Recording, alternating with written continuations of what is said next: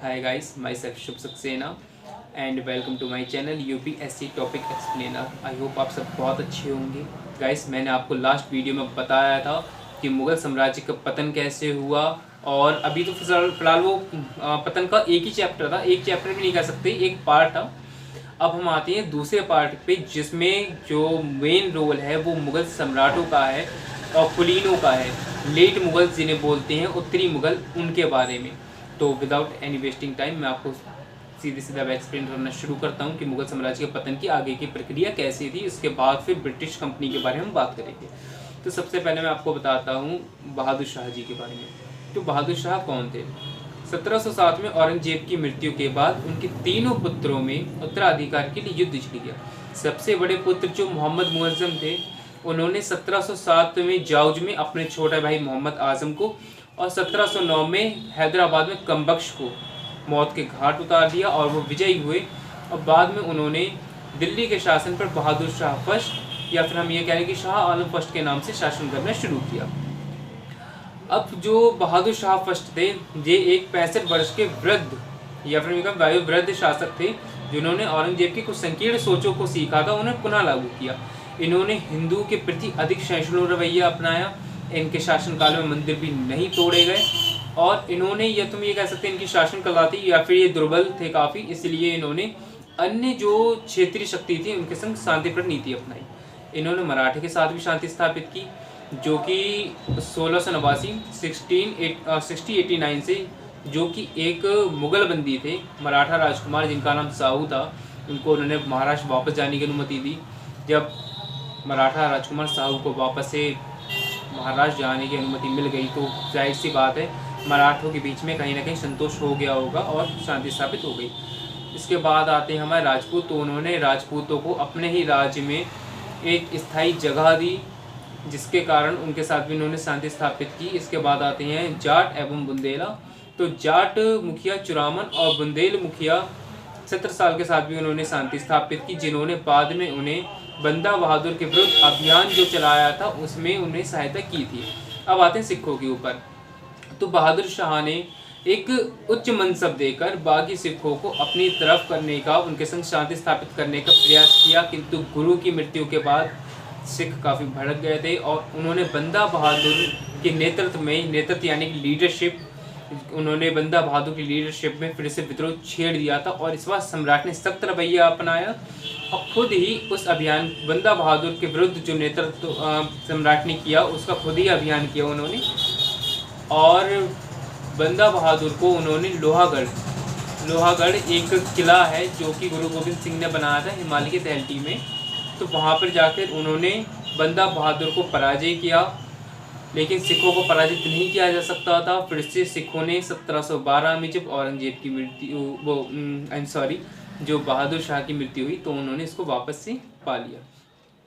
जो हमारे बहादुर शाह थे, उन्होंने खुले दिल से जागीरें और पदोन्नतियाँ प्रदान की। जागीर किसे कहते हैं? तो जैसे कि अगर आप कहीं जॉब करेंगे अभी, तो आपको वेतन मिलेगा, वेतन में पैसे दिए जाएंगे। वैसे ही पहले के टाइम पर वेतन में पैसे की जगह ज़मीनें दी जाती थी, उसको जागीर बोलते थे। तो उन्होंने खुले दिल से जागीर और पदोन्नतियाँ यानी कि प्रमोशन दिए, जिसके कारण उनके जो प्रशासन था, उनके शासनकाल तो उसमें काफ़ी हिरास हुआ, और इसी कारण उन्हें कई खानों द्वारा शाह ए बेखबर भी कहा जाता है। 1712 में औरंगजेब की मृत्यु हुई थी। यहीं से एक जो मेन पॉइंट है मुग़ल साम्राज्य के पतन का, जो कि काफ़ी मेन पॉइंट है, वो था कुलीन जो थे वो बाद में राजा निर्माता या फिर शासक निर्माता के रूप में निकले थे।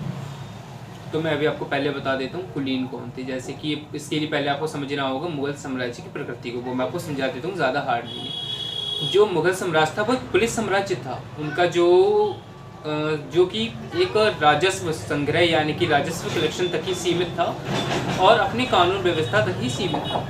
उनका काम था राजस्व से कलेक्शन करना और अपनी कानूनी व्यवस्था को बनाए रखना। उससे ज़्यादा वो प्रजा के बारे में इतना दिन नहीं सोचते थे। तो इनका ये जो था, तो सबसे पहले जैसे कि आते थे सिपाही, फिर ऊपर मनसबदार, फिर कुलीन, फिर सम्राट। अब आप नहीं समझ पा रहे होंगे तो मैं आपको एक बार फिर से बहुत अच्छे से एक्सप्लेन करूँगा, हम समझ जाएंगे।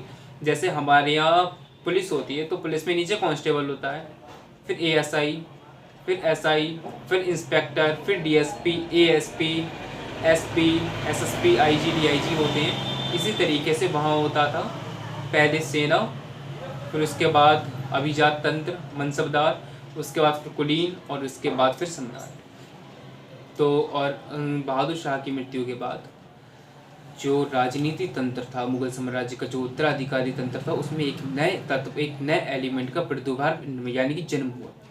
वो ये था कि पहले जो उत्तराधिकार था वो केवल और केवल सम्राटों के बच्चों के बीच में होता था, उत्तराधिकारों के बीच में होता था, लेकिन और कुलीन वर्ग जो था वो पीछे से राजनीति करता था। लेकिन अब कुलीन वर्ग सीधे सीधे सिंहासन पर पदाकांक्षी हो गया। पदाकांक्षी मतलब उन्हें पद की आकांक्षा हो गई, वो सत्ता का प्रयोग करना चाहते थे। इसलिए उन्होंने जो सम्राट थे उनको एक तरीके से मोहरे के रूप में इस्तेमाल करना शुरू कर दिया।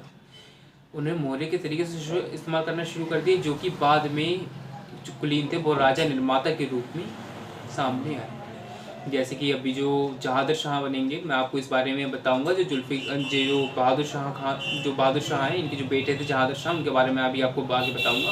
उनके बनने के टाइम में जुल्फ़िकार खान ही कुलीन थे ईरानी दल के, जो कि काफ़ी पावरफुल थे, और उन्हीं के कारण ही जहादर शाह सम्राट बन सके थे।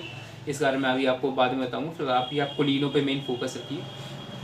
तो ये जो राजा निर्माता के रूप में आगे आए।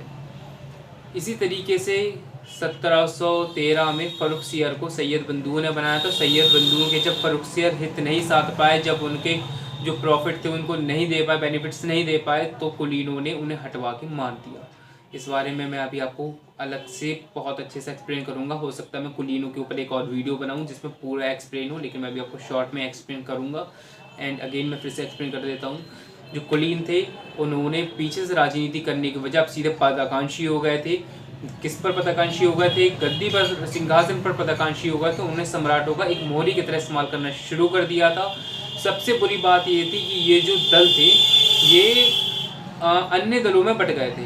जो कुलीन दल था ये अन्य दलों में बट गया था, जैसे ईरानी, तुरानी, अफगानिस्तानी और हिंदुस्तानी। ये दल जो थे ये सिर्फ अपने ही ग्रुप, जैसे ईरानी दल है तो वो सिर्फ अपने बारे में सोचेगा, इसी के बारे में नहीं सोचेगा।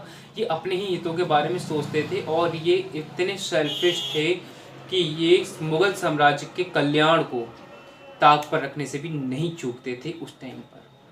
तो ये जो दल थे इसमें से वैसे तो बहुत सारे दलों का उद्भव हुआ, लेकिन इनमें से मेन 4 थे, ईरानी, तुरानी, अफगानिस्तानी और हिंदुस्तानी। तो जो शुरू के 3 थे, ईरानी, तुरानी, अफगानिस्तानी, ये मध्य एशिया यानी कि मध्य जो एशिया के मीडियम भाग है वहाँ के जो विदेशी हैं, ईरान और अफगानिस्तान, उनके वंशज थे, जिनमें से ईरानी जो थे उनमें अधिकांश शिया थे, और अफगानिस्तानी और तुरानी में अधिकांश सुन्नी थे। इन्हीं के विपक्ष में था हमारा हिंदुस्तानी दल, जिसमें कि जो भारत के मुसलमान शामिल थे और जिन्हें राजपूतों एवं जाटों का समर्थन प्राप्त था। तो कुलीनों के बारे में आप अच्छी तरीके से समझ गए होंगे। अगर नहीं समझे होंगे तो आप मुझे प्लीज़ बता दीजिएगा, मैं आपको एक और भी टॉपिक में एक्सप्लेन करूँगा। 8 मिनट की वीडियो ऑलरेडी हो गई है। तो मैंने आपको क्या बताया, बहादुर शाह के बारे में बताया और कुलीनों के बारे में। अब मैं आपको आगे बताऊंगा जहादर शाह के बारे में और फर्रुखसियर के बारे में, जो कि काफ़ी इंटरेस्टिंग है। इसके बाद फिर मैं आपको एक एक करके लेट मुगल्स के बारे में पढ़ाऊँगा। फिलहाल ये बहादुर शाह कुलीनों के बारे में मैंने आपको अच्छे से एक्सप्लेन कर दिया है। अगर नहीं समझ में आया तो मुझे प्लीज़ बता दीजिएगा, और अगर नहीं समझ में आया तो एक बार फिर से वीडियो देख सकते हैं। और अगर आपको नोट्स चाहिए तो मैं अपना व्हाट्सअप नंबर डिस्क्रिप्शन में डाल दूँगा, आप मुझे व्हाट्सअप मैसेज कर दीजिए, मैं आपको नोट्स दे दूँगा, मेरे पास ऑलरेडी हैं। एंड साथ ही साथ कोई भी कन्फ्यूजन हो तो प्लीज़ मुझे बताइएगा। And thanks a lot for watching this video. Thank you so much.